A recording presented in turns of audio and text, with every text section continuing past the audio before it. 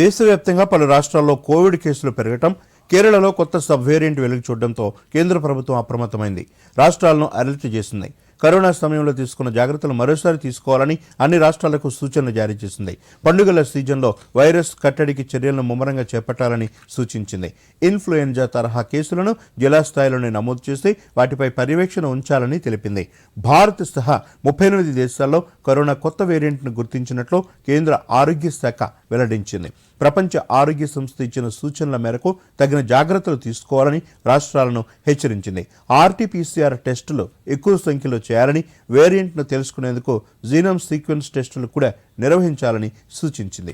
వృద్ధులు, రోగనిరోధక శక్తి తక్కువగా ఉన్న వాళ్ల పట్ల మరింత అప్రమత్తంగా ఉండాలని కేంద్ర ఆరోగ్య శాఖ పేర్కొంది. ప్రభుత్వ, ప్రైవేటు ఆసుపత్రుల్లో సంసిద్ధతలను పరీక్షించేందుకు కేంద్ర ఆరోగ్య శాఖ చేపడుతున్న మాక్ డ్రిల్స్లో భాగస్వామ్యం కావాలని సూచించింది.